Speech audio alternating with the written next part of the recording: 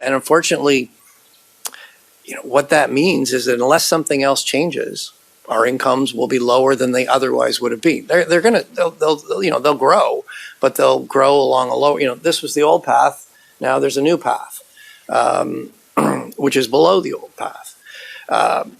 There are things the country can do to try to bend that curve up, but those aren't things monetary policy can do. These are more structural changes. I mean, fundamentally, as a senior deputy governor is hammered many times, we need to get our productivity growth up. And if we can do that as a country, we can bend that curve up. So, I mean, I think what's most concerning is that unless we change some other things, our standard of living as a country, Canadians, is going to be lower than it otherwise would have been. It's rare to hear the truth from bankers, from our elite institutions. But in this case, in Canada, their bank is saying the quiet part out loud. He mentioned that Canadians will likely have to accept a lower standard of living going forward. He also mentioned, we need to have fundamental change to our economy in order for things to improve. This is the truth. I mean, this is the truth of Western economies globally. It's definitely true for America.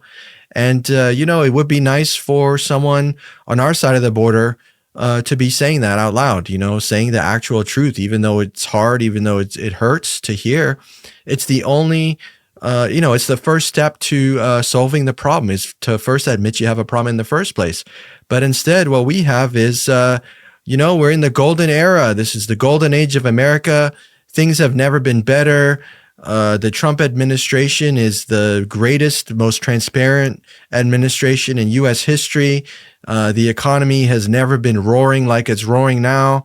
And it's just absolute garbage to everyday Americans. You go to the grocery store, you can see that for yourself.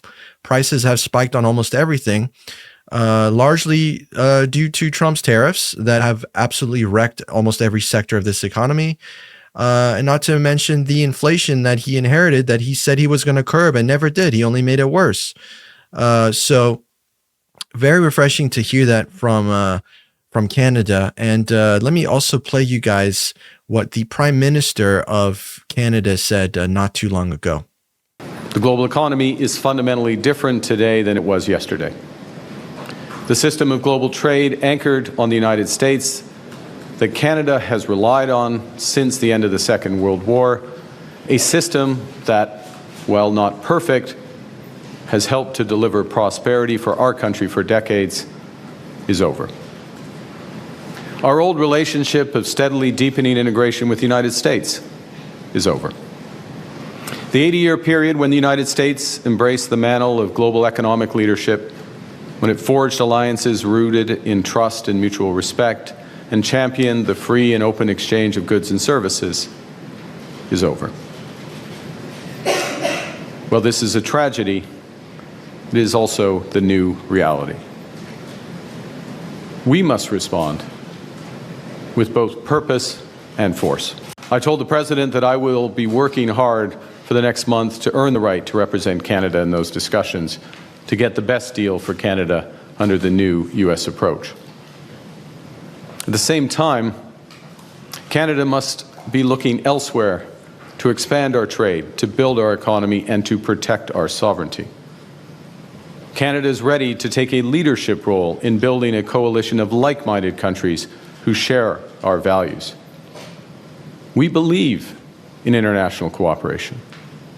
We believe in the free and open exchange of goods, services, and ideas.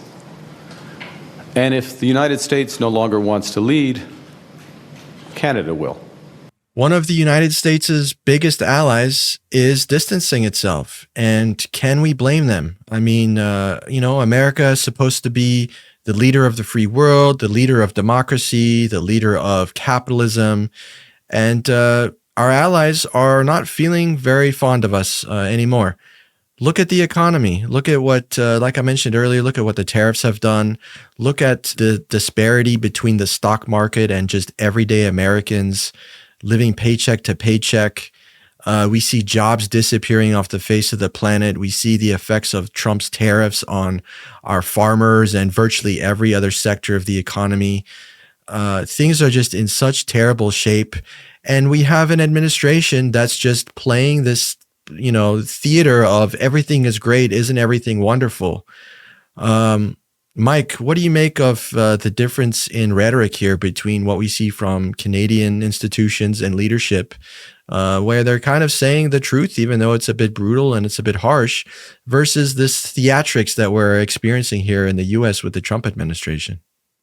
The contrast is definitely stark, that's for sure.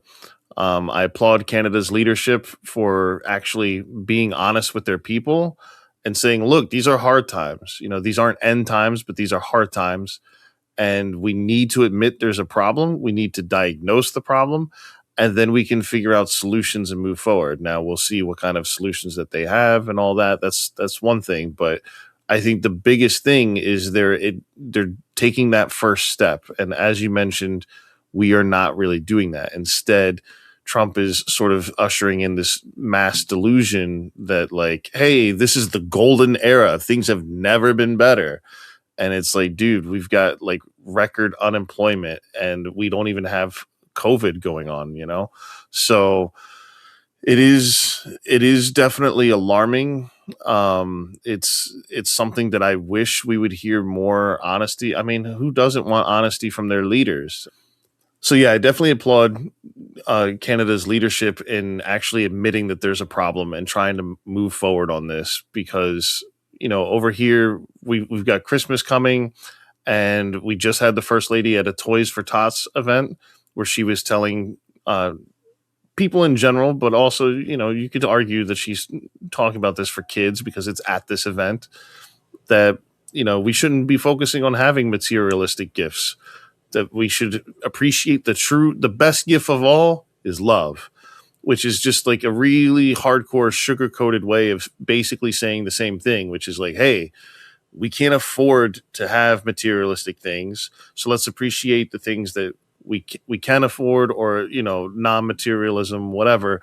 But instead of just admitting like, hey, we're in dire situations, we're going to sit here and pretend like everything's fine and it's all about love and 'tis the season, and it's not leadership. Yeah, it's really easy to talk about love and tell others to spread love when you're married to one of the most rich and corrupt presidents of this country's history, where you never have to worry about material goods ever again for the rest of your life, nor has she had to do that for some time, given Trump's wealth from his father, even before he got rich off politics. So, it's just another one of those very hypocritical, out of touch things. I mean, people are at record rates on SNAP benefits, are on unemployment, are struggling to find work. And this administration is lecturing us about, oh, don't worry about material goods, just worry about love. It's like, that's a huge slap in the face. And, what can we expect? Trump's whole administration has been a giant slap to America. But it's nice to see that other countries are, some of our former closest allies are waking up, opening their eyes. And if we can't expect, real leadership from our country, then at least we can look to other countries and hope that some of that can transcend and make its way over here.